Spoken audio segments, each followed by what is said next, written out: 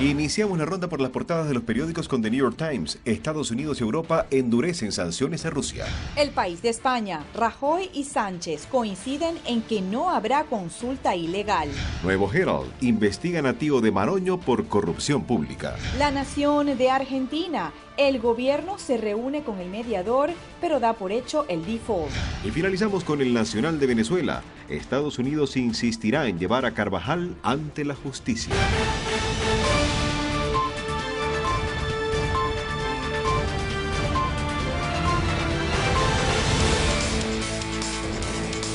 Buenas tardes, bienvenidos a Noticias 18. Freddy Machado y Mariana Carret listos para comenzar con las noticias más importantes del día. Qué bueno que nos acompañan. Saludamos también a toda nuestra teleaudiencia de Tampa y Orlando. Estas son las noticias. El 88% de los votantes registrados en Florida apoya la aprobación del uso de la marihuana para fines médicos y terapéuticos frente al 10% que se opone, según un sondeo divulgado este viernes por la Universidad Quinnipiac. Asimismo, el 55% de los votantes entrevistados se muestra partidario de la legalización de la posesión de marihuana en pequeñas cantidades para uso personal frente al 41% que lo rechaza. En la encuesta de mayo pasado, el 53% de los entrevistados era favorable a la posesión de marihuana para uso personal en pequeñas cantidades frente al 42% opuesto. Casi 9 de cada 10 floridanos está a favor de legalizar el uso médico de la marihuana y una pequeña mayoría dice que se debería permitir a los adultos poseer pequeñas cantidades de esta droga para uso recreativo, destacó Peter Brown, director adjunto del Instituto de Votación de la Universidad Quinnipiac.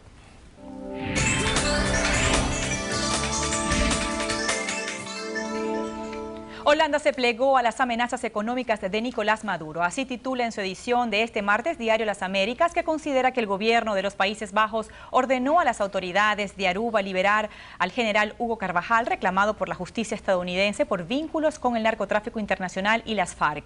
Una de las razones por las que Ámsterdam accedió a la liberación de Carvajal, precisa el periodista José Pernalete, podría estar en el acuerdo que una empresa naviera del país europeo tiene con Venezuela para la construcción de varias embarcaciones para su armada. Estados Unidos expresó su profunda decepción por la decisión de Holanda y precisó que solicitó la detención de Carvajal en cumplimiento del tratado de extradiciones que suscribió con ese país y Aruba.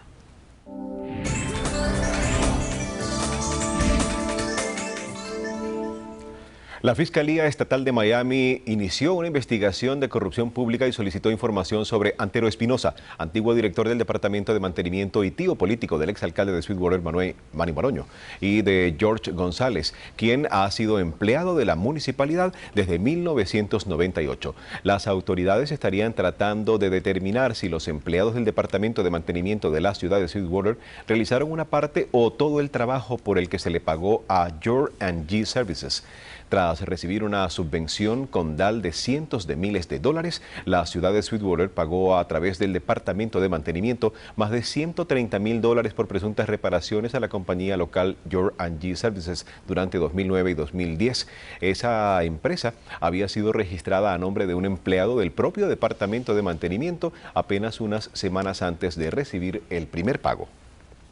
Rick, Eric y Lisa Smith, miembros de una misma familia residentes en Sanford, en el norte de Florida, recuperaron un valioso relicario de oro que formaba parte del tesoro de un galeón español del siglo XVIII hundido en la costa este del estado. El hallazgo, que tuvo lugar en la costa de Fort Pierce, en el condado de St. Lucie, consiste en un relicario finamente labrado en oro que procede probablemente de alguno de los 11 galeones de la flota española que naufragaron el 31 de julio de 1715 en esa zona a causa del impacto de un huracán. La familia Smith señaló que se trata de la segunda pieza que encuentran en esa zona, ya que en 2013 recuperaron una cadena de oro de unos 15 metros de largo y numerosas monedas de oro valoradas en $500,000. La flota española de 1715 zarpó desde La Habana rumbo a España cargada de oro para la corona, pero 11 naves se hundieron en las costas de Florida debido a un huracán.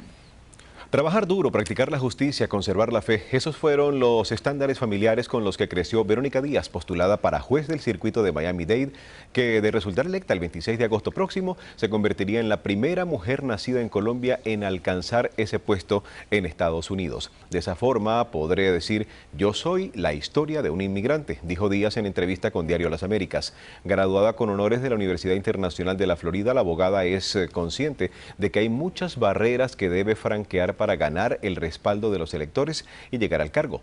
En caso de convertirse en juez, lo más importante, considera, será aplicar correctamente la justicia y ser por sobre todo humana. Sin embargo, Díaz cree que el principal problema del sistema de justicia en Miami-Dade y de los que muchos se quejan es de la falta de fondos. Las autoridades estatales anunciaron una campaña a partir del próximo 1 de agosto para la eliminación en aguas de Florida del pez león, una especie no nativa y de picadura venenosa que se ha convertido en una seria amenaza para el ecosistema de la península. La Comisión para la Conservación de la Pesca y la Vida Salvaje de Florida ha declarado la guerra al pez león, que alcanza un máximo de 8 pulgadas de largo y tiene como hábitat natural los arrecifes, donde se refugia durante el día y caza camarones y cangrejos durante la noche. Ahora, a partir del 1 de agosto, entrarán en vigor una serie de disposiciones para facilitar la caza de este depredador marino que fue soltado en aguas de Florida a finales de la década de 1980. El pez león, aseguran, es una especie altamente invasora que genera un impacto negativo en el medio ambiente y la economía del estado. El gobierno estadounidense contraatacó el torrente de críticas israelíes hacia el secretario de Estado John Kerry por su más reciente intento de forjar una tregua con Hamas. Jen Psaki, portavoz del Departamento de Estado, acusó a algunos en Israel de emprender una campaña de desinformación contra el jefe de la diplomacia estadounidense. Nuestro gobierno está sorprendido y obviamente decepcionado de ver que las propuestas preliminares se hicieron del dominio público. Kerry fue fustigado por intentar sumar a Qatar y Turquía, dos países considerados por Israel como partidarios de Hamas, a las negociaciones para una tregua, además de omitir algunas demandas claves de Israel durante las negociaciones, como la desmilitarización de Gaza. Simplemente no es la manera como los socios y aliados se tratan entre sí, dijo el portavoz del Departamento de Estado respecto a las críticas en Israel.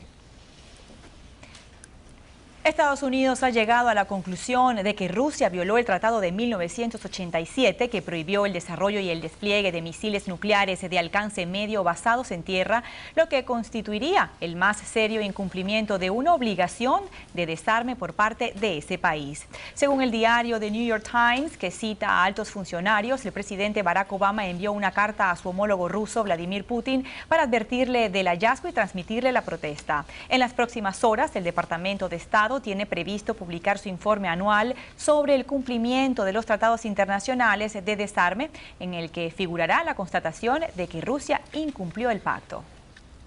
Una inusitada cantidad de lluvia que se precipitó en partes del sur de Arizona derribó un tramo de unos 18 metros de la valla de acero reforzada en la frontera entre Estados Unidos y México. Las tormentas comenzaron el viernes en el estado mexicano de Sonora y se reanudaron la noche del sábado hasta la mañana del domingo. El agua arrastró escombros en el lado mexicano que se apilaron sobre la cerca. Agentes fronterizos fueron alertados poco después que la valla había caído y las autoridades desplegaron los recursos necesarios para bloquear el acceso hasta que la valla fuese reparada. Construida en 2011, la verja es vigilada constantemente por agentes debido a que contrabandistas y otros individuos que intentan entrar a Estados Unidos sin autorización tratan de romperla o derribar parte de ella. La ex senadora Hillary Clinton declaró que está a favor de un proceso mediante el cual se revisarían los documentos de los niños centroamericanos en sus países de origen para determinar si pueden ser considerados refugiados. Clinton, una posible candidata para las elecciones presidenciales del 2016, dijo que se opone a modificar una ley de inmigración del 2008 que está siendo evaluada por el Congreso. La también ex primera dama consideró que el Congreso debería otorgar más fondos para ayudar a las agencias migratorias a determinar cuáles de los migrantes pueden ser considerados refugiados. Algunos menores tendrán que ser devueltos, reconoció Clinton, pero en todo caso se necesita un proceso ordenado para cuidar a los que cruzan la frontera. Un hombre que huyó tras ser acusado de abusar sexualmente de un niño de 14 años fue abatido a tiros este lunes, en tanto 3 agentes que intentaban arrestarlo resultaron heridos. El tiroteo entre Charles Richard Morstead y miembros del equipo especial regional de búsqueda de fugitivos tuvo lugar en una tabaquería en Greenwich Village de Nueva York y ocurrió poco después de la 1 de la tarde en el Greenwich Village, cercano a la Universidad de New York. Morstead, quien portaba una pistola y 20 balas en el bolsillo, tenía desde junio del 2012 una orden de arresto en la Corte Superior de San Diego bajo cargos de agresión sexual al menor. El fabricante de armas Smith & Wesson aceptó pagar $2 millones para saldar cargos civiles por el soborno a funcionarios gubernamentales en Pakistán, Indonesia y otros países. La Comisión de Valores y Bolsas anunció el acuerdo con Smith & Wesson, compañía que había despedido a todo su personal de ventas internacionales después que salieron a relucir las presuntas violaciones a la ley. Smith & Wesson autorizó regalar armas por un valor superior a los $11.000 a oficiales policiales pakistaníes, además de pagos en efectivo, por lo cual recibió un contrato de casi $108.000 para vender unas 550 pistolas al Departamento de Policía.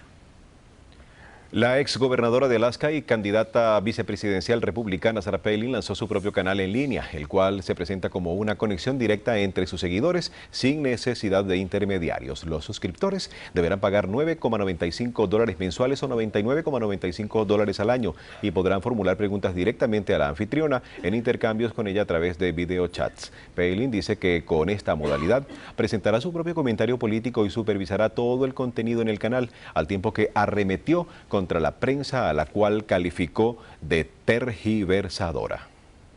Revisamos cómo está el mundo en números. Nos vamos a la Gran Manzana con los índices económicos. Wall Street abrió hoy con avances y el Dow Jones de Industriales, su principal indicador, progresaba el 0.15% minutos después de comenzar la sesión, mientras que el selectivo S&P subía el 0.13% y el índice compuesto del mercado Nasdaq crecía el 0.24%. Mira TV le recuerda que cada tarde tiene la oportunidad de aprender a preparar deliciosos platos de la cocina latinoamericana e internacional de la mano de nuestro experimentado chef Don Davis. No se lo pierda y buen provecho. Vamos a nuestra primera pausa comercial. Al regresar en Noticias 18, idolatría y culto a la personalidad marcan la celebración del día del nacimiento del fallecido Hugo Chávez en Venezuela. En Cuba no hay plenas libertades religiosas, reconoce el Departamento de Estado de los Estados Unidos. Detalles en solo minutos por Noticias 18.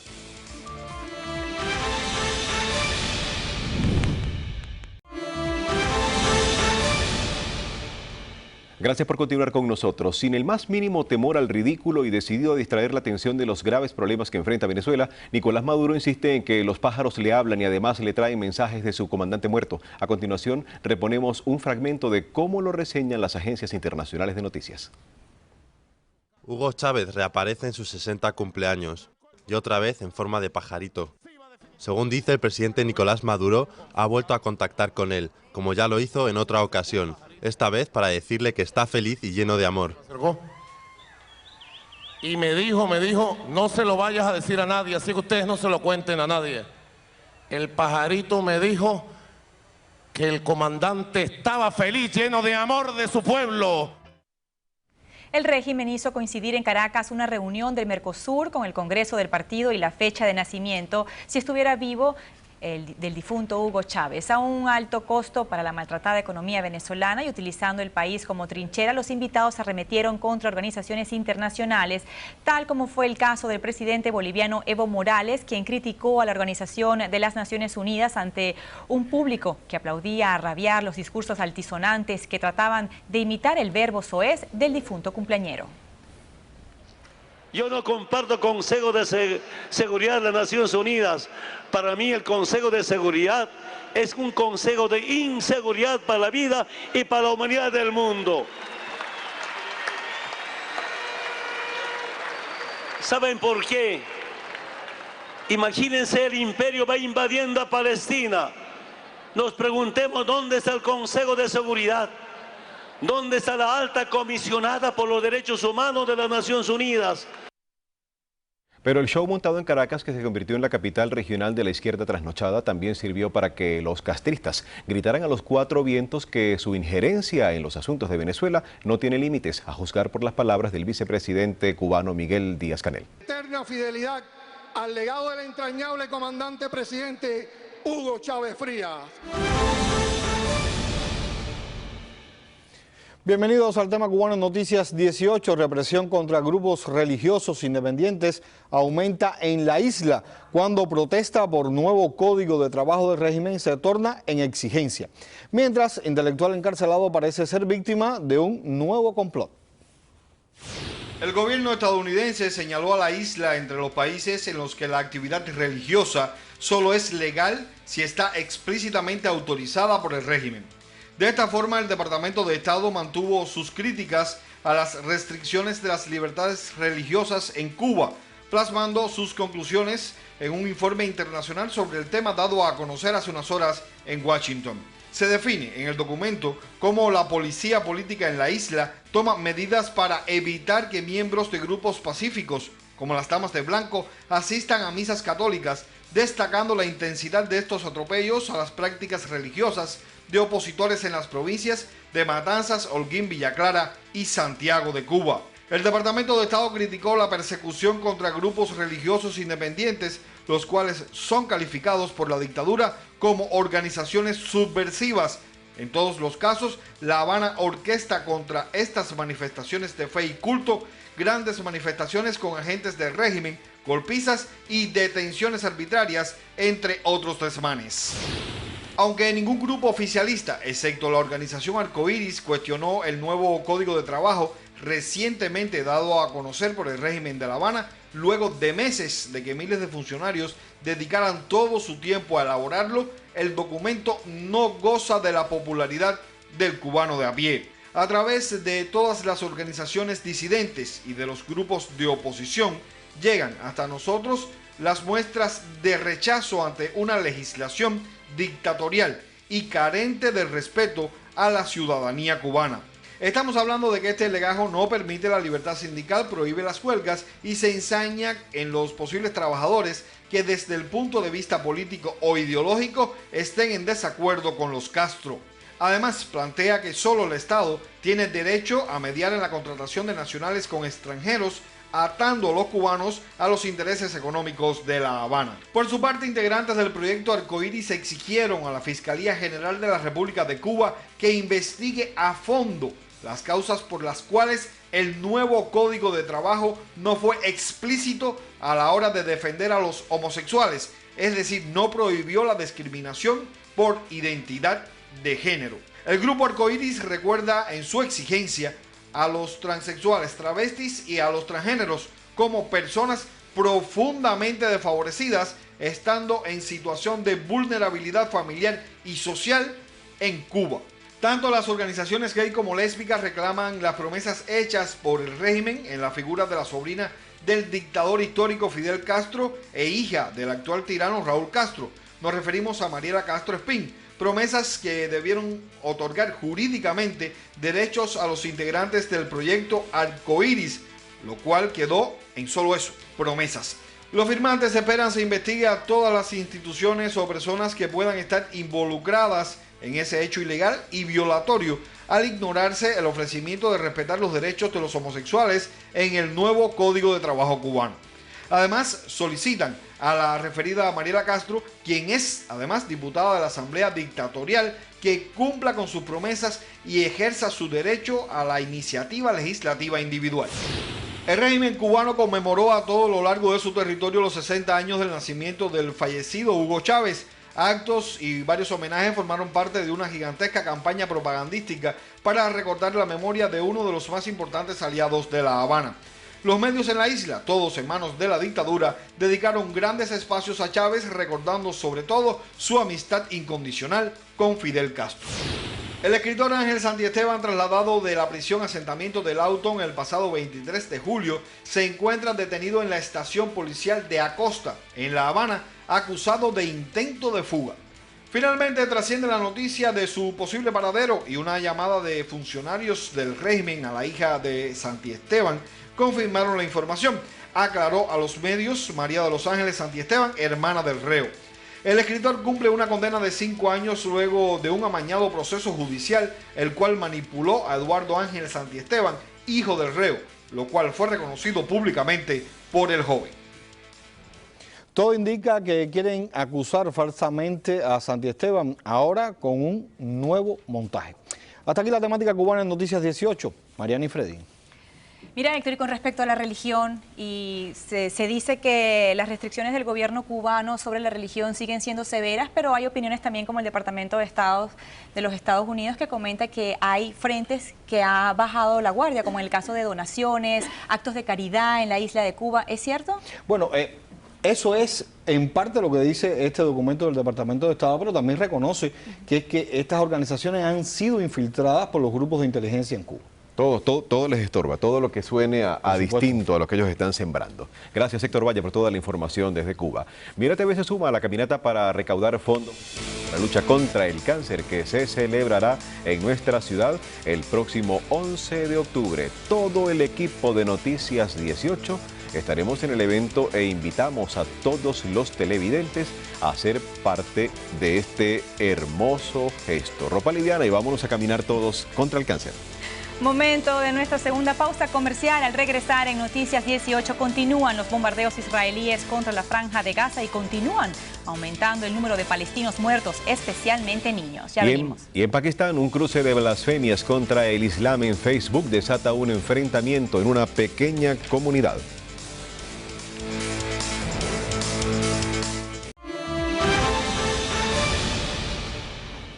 Los ministros de Exteriores del Mercosur dejaron lista la cumbre que celebrarán los presidentes del bloque para promover alianzas económicas con otros mecanismos y avanzar en un acuerdo con la Unión Europea. Además del traspaso de la presidencia pro tempore de Venezuela a Argentina, los jefes de Estado también evaluarán el proceso de ingreso como miembro pleno de Bolivia, país asociado al bloque, y conversarán sobre el proceso de alianzas con Petrocaribe. El canciller venezolano Elías Jagua destacó el surgimiento de Mercosur y en ese sentido hizo énfasis en la disposición para establecer relaciones con todos los bloques económicos y comerciales del mundo. La situación en Gaza sigue crítica después de los más recientes bombardeos que dejan más muertos, incluidos niños. El final del Ramadán da paso a una de las noches más sangrientas en Gaza. Lejos quedan ya las treguas humanitarias. Otra jornada más se repite el zumbido que presagia la desgracia. Cielos iluminados por el destello de los cohetes que no cesan. Y suman más muertes, las de 32 palestinos durante esta madrugada. Un misil al sur de Gaza, en Khan Yunis, les roba la vida a 3 palestinos. Rotos por el dolor, solo les queda despedirse. Y los heridos no paran de llegar, se amontonan en las puertas de los hospitales que quedan en pie. Un odio que tiene cifras, las peores, 2.000 palestinos fallecidos frente a los 48 israelíes. Y ninguno de los dos bandos piensa en la paz, la operación se intensifica. Esta noche el ejército israelí ha bombardeado la casa de Haniyeh, líder de Hamas, quien ha salido ileso del ataque. No hay guerra más justa que esta, así lo ha declarado el primer ministro israelí Netanyahu, quien vaticina una campaña larga. Se amplía el horror. Mientras tanto, el secretario de Estado estadounidense busca una fórmula mágica para acabar con el conflicto, una ecuación que de momento solo se despeja con más sangre.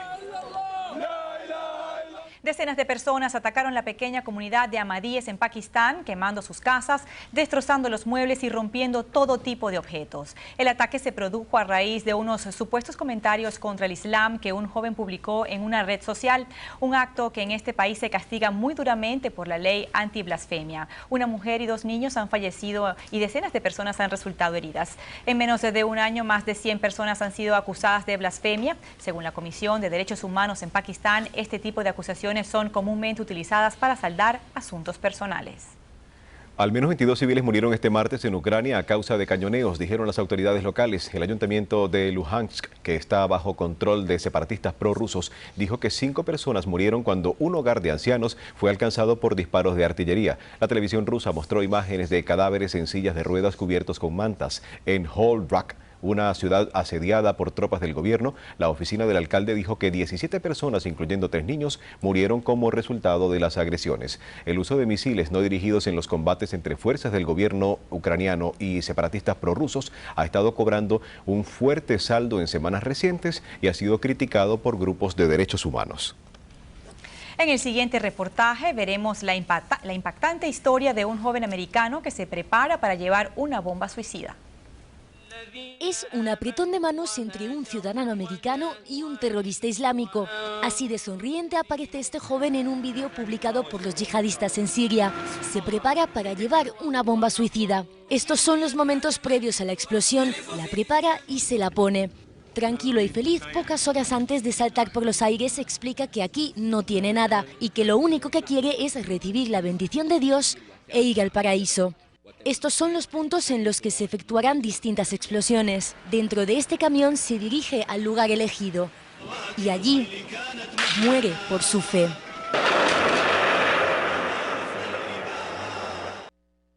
El ébola se expande en África, dejando un saldo de más de 670 personas muertas por esta enfermedad.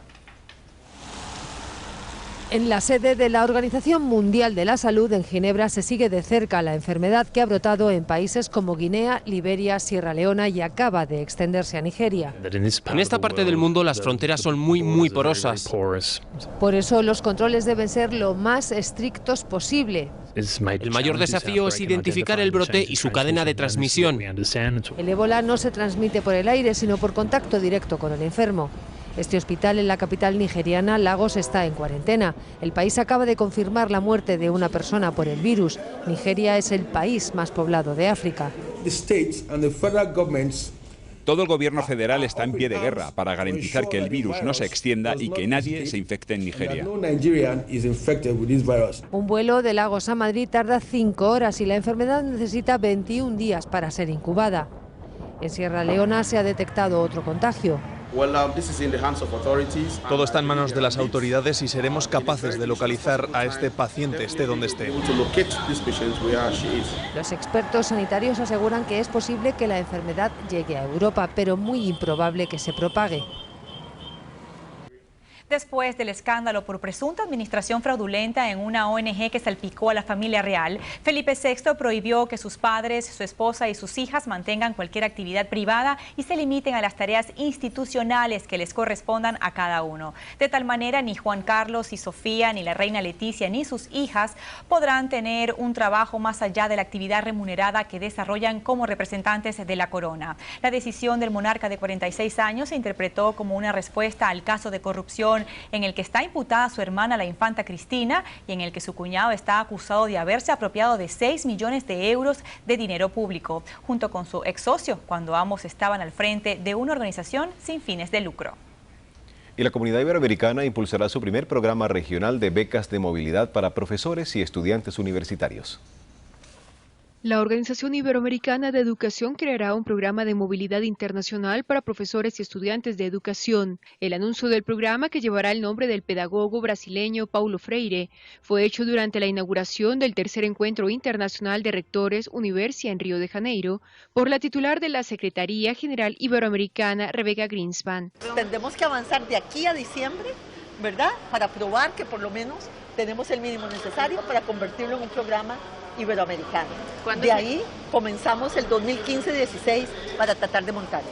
Este programa de intercambio ofrecerá inicialmente 5.000 plazas financiadas por el Banco Santander para maestros y estudiantes de educación y cultura iberoamericanos.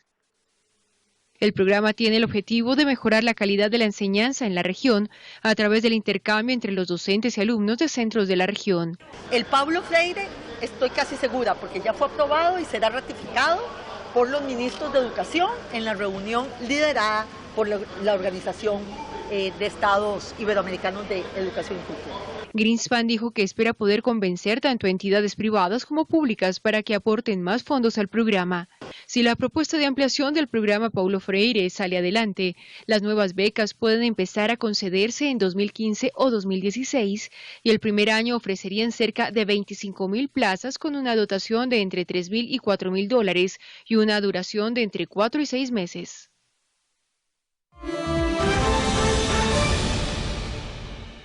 Un estudio reciente halló que la gran mayoría de los adultos consumen toda la comida que se ponen en el plato a la hora de comer, mientras que la mayoría de los niños solo se comen un 59% de su comida. Estos hallazgos podrían ayudar a los que están intentando perder peso o mejorar sus hábitos alimenticios a elegir mejores opciones. Si lo pone en el plato, irá al estómago, aseguró el director del laboratorio Cornell de Alimentos y Marcas. Simplemente saber que es probable que consuma casi todo lo que se sirve puede ayudarle a tener más cuidado respecto al tamaño adecuado de las porciones. Los investigadores analizaron casi 1.200 comensales en 8 países distintos, entre ellos Estados Unidos, Canadá, Francia y los Países Bajos. A pesar de las diferencias sexuales y geográficas, el resultado tras cada comida fue casi siempre un plato vacío. Y hablando de salud, tenemos un invitado especial en nuestro estudio y vamos a aprender sobre un producto que para la mayoría de los hombres nos sonaba como algo para aplicarse en el cabello, pero resulta que no es así, que tiene infinidad de funciones. Y le damos la bienvenida a Pablito Colágeno para hablar precisamente de eso, del colágeno. Bienvenido. Muchísimas gracias, Freddy. La verdad que es una noticia muy, pero muy importante y también interesante saber de qué es el colágeno. Como tú bien dices, mucha gente piensa siempre que el colágeno es para el cabello, es para la piel, viene en cremas, pero hay estudios más avanzados que se han llegado a la conclusión que siendo el colágeno la proteína vital para tener calidad de vida, el 30% de la proteína total de nuestro cuerpo es tejido colágeno, esta se empieza a perder a una muy temprana edad, 30, 35 años, y es ahí cuando vienen los problemas serios de salud. ¿Por qué? Porque el colágeno mantiene hidratación, elasticidad y flexibilidad. Cuando no tenemos el nivel de colágeno en el cuerpo suficiente, se empieza a perder la elasticidad, la hidratación y la flexibilidad, y ahí vienen los problemas de artritis, diabetes, colesterol, todo un desorden en la salud y perdemos la calidad de vida. Ahora, no hay un plan de dietas, no hay un plan de ejercicios para recuperar el colágeno como lo puede hacer nuestro producto que viene concentrado. Es concentrado el producto, ahí lo ven en pantalla, es colágeno 500 miligramos de extracto hidrolizado, 100% colágeno, que junto con la crema le va a ayudar a que realmente usted se vea bien y se sienta bien. 2 cápsulas por la noche, eso es lo ideal de tomar. ¿Cuándo se encienden las alarmas? ¿Cuándo una persona va a sentir unos síntomas que digan, debo consumir colágeno? Una excelente pregunta. Cuando empiezan esos dolores en las articulaciones, que viene por la inflamación, porque perdemos la elasticidad en nuestro cuerpo, porque perdemos esa proteína del colágeno. Ahora, debe marcar este número, si usted lo ve ahí en pantalla, 1-800-352-0594, 1-800-352-0594,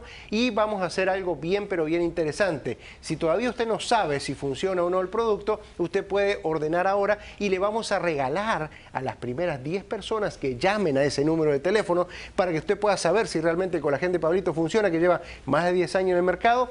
3 meses y también la crema, solo las primeras 10 personas que llamen ahora le vamos a regalar 3 meses de colágeno y la crema si marcan el 1-800-352-0594, una llamada gratis. Nuestros asesores hablan español, le van a informar bien claramente por cuánto tiempo debe usar el producto, porque no es una magia, 6 meses, 9 meses o un año según los síntomas. Y Freddy, te puedo garantizar que van a recuperar la calidad de vida, porque no sirve de nada llegar a la tercera edad con problemas serios de salud. Hay una alternativa, la prevención es el éxito y recuperar el colágeno es lo ideal. Así que las primeras 10 personas, gratis 3 meses y la crema si marcan ahora el 1-800-352-0594. Gracias a Pablito Colágeno, información importante que muchos no sabíamos. Y ahora tiempo de saber que el juego no acaba hasta que termina, Mariana, hasta el lado número 27. De esto y más nos va a hablar Broderick Serpa en su sección deportiva, pero este es tan solo el abrebocas. Son 27 dados, Freddy. Hoy les voy a hablar sobre las recientes declaraciones del dueño del Miami Heat, Mickey Arison, en su relación con el equipo. También les hablo sobre la sensacional victoria de los Miami Marlins. Iban perdiendo en el 9º inning por 5 carreras y la alegría volvió. Todo esto y más aquí en Noticias 18 por Mira TV.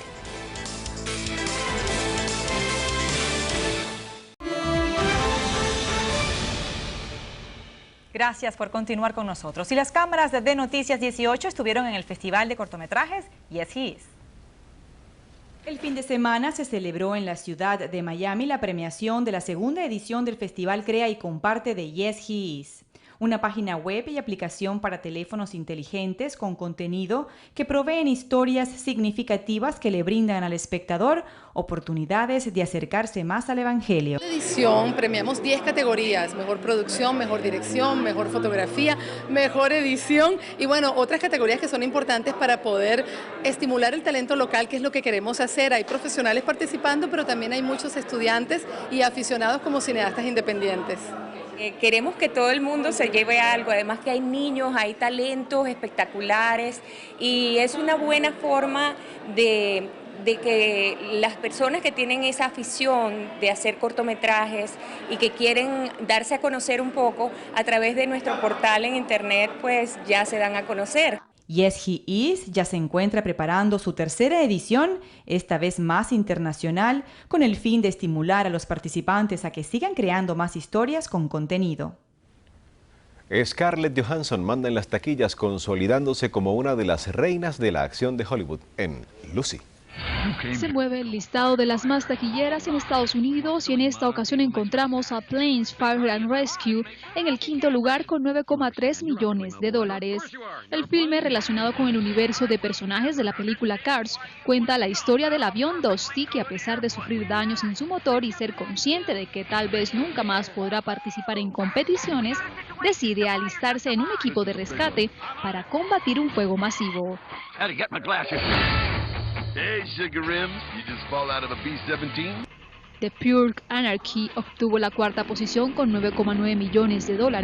La cinta explora las posibilidades de una noche en la que por ley cualquier actividad criminal está permitida en Estados Unidos.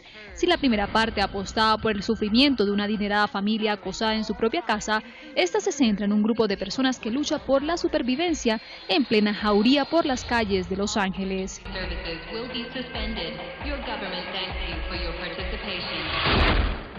El tercer lugar fue para Dawn of the Planet of the Apes, con $16,4 millones. Esta secuela se zambulle en los últimos días de la civilización de los humanos y en los primeros pasos del imperio de los simios, forjado por César, líder de los monos inteligentes. El segundo puesto fue para la película de acción y aventuras Hercules de Brett Ratner, con $29 millones en su primer fin de semana. El héroe de la mitología griega obtiene aquí una versión cuya historia se basa en la novela gráfica Hercules de Trojan Wars.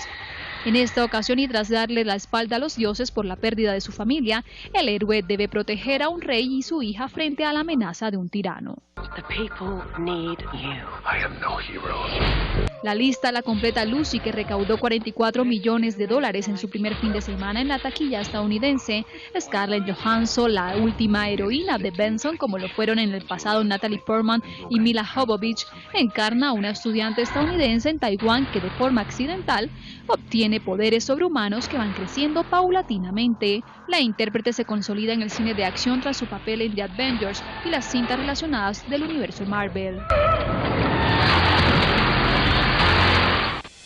Nos vamos con música, agradeciendo su sintonía y compañía del mismo productor de Palo Santo, quien es Enrique Bunbury. Tenemos Héroes del Silencio. Este es el tema. Así es, gracias por acompañarnos. Nos vemos mañana.